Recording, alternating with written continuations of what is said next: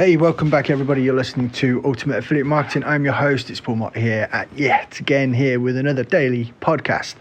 And if you didn't listen yesterday, I'm going to ask you to go back and listen to that episode first, because I started talking about the upcoming Black Friday, right? We were about 6 days away now. It's Saturday, and obviously we've got Black Friday coming up on I think it's the 27th actually. And what was interesting was that when I was talking about some stuff in the podcast yesterday, I was basically going over the fact that people are primed and ready to go to buy stuff on Black Friday because they always know they're going to get such a great deal. And what was really funny was today, one of my Facebook friends actually posted on their wall asking if anybody had any specials that they were going to throw out on Black Friday. So it just shows you people are thinking about it, and it's out there right now. So yesterday, I was thinking about a bunch of stuff, right? And I just thought, you know what? I'm going to put something out myself. And today I've been working on like a mini sales letter. I mean, last night I set up a little bit late and built the sort of like the landing page. Well, not the landing page. I'll call it the sales page, right? I'm going to use just a single page which goes through everything, right? And it's not going to be a long funnel, it's not going to be upsells or anything like that. It's just going to be one long page. And at the beginning of it, it's going to be like it's sort of like a video, which is going to go through the training and then onto all the good stuff that they're going to get once they actually make the purchase on Friday. And I've used the format. Basically, I've downloaded a template that I got courtesy of Brian Moran, the guys over at Samcart, which is the 5-minute VSL. But what I found quite interesting was that it combined a lot of the stuff that Russell Brunson teaches us in the Perfect Webinar, where you talk about the offer stack, right? So if you haven't, I'm sure you've seen this in webinars before. They say, if it only does this, if it only does that, and then they stack all the bonuses together, give it a huge value, and then make the pitch right at the end, okay, right? But you're not going to pay all that today. You can get it right now for XYZ off, and it's going to be this much, right?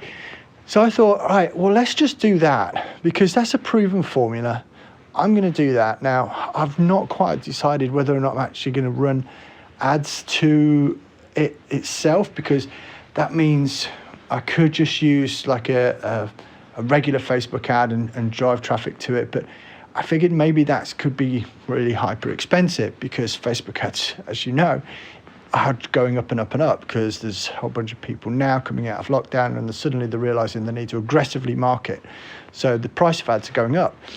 But this is the point. This is the whole thing about my training itself, because it shows you the hidden ways to actually drive Facebook costs down massively, right? And that's why it's so valuable.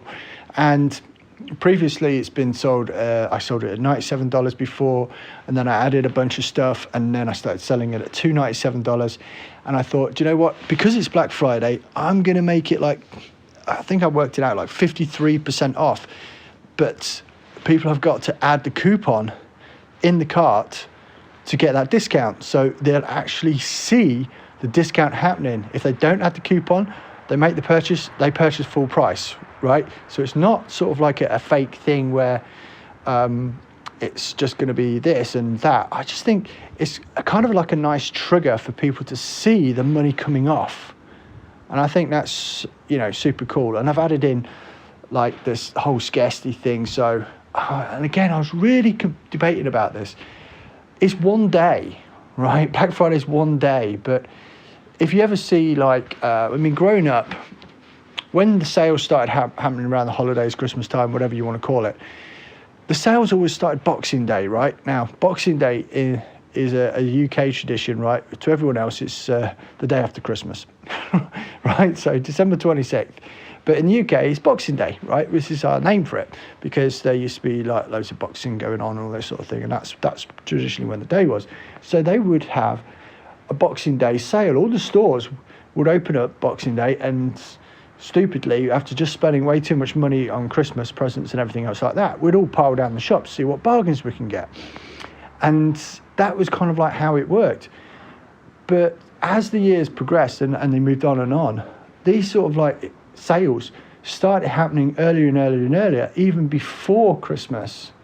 So that it gave people enough time to get to the shops and make your purchases. Even online now, when we see like the Black Friday, we see Cyber Monday, we see something else, whatever it's called, whatever other day it is.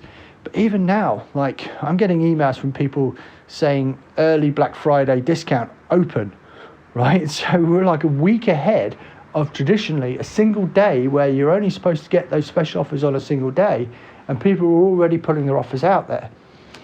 So what does that do? Psychologically, I mean, I've got a few emails, I haven't even opened them, that said get early access to Black Friday deals, because it didn't seem like it was imperative. It didn't seem like I needed to look right now, because it's still a week away. But I know what's going to happen is, as Black Friday come and goes, because I'm getting like 250 odd emails a day, I'm not probably going to remember that email, and I'm never going to go back and open it. So on one train of thought, I'm thinking maybe I have it open for the weekend and close it on Monday night. On the other, I might do it I have it so that it is just a single day, so that, it's a one-off. If it happens, it's great. If it doesn't happen, then, that's where the cookie crumbles, and it's been a great learning experience and something else to use and hopefully build on for a launch maybe next year. But that's kind of like what I was thinking. So just going to try and thrash that out in my own head at the moment and see how I feel about that once I've finished the actual VSL, done the recording of the video tomorrow, and then I'll make a few decisions about whether or not to run some ads to it, maybe just use some Facebook posts, because I didn't run ads to this training when I first launched it, and it still resulted in 18, 19 sales just through organic posts.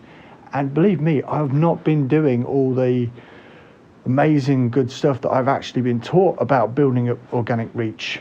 I know that I could have done way better probably if I had done, but I've been so busy in my own mind and my own head and everything else that's been going on around in my life, I haven't actually committed to doing the organic build up to to get ready for putting out these type of offers. So that's another thought. But anyway, I'm going to leave you now. Looking forward to getting a bunch of work done tomorrow, and I'll report back and let you know how it's going.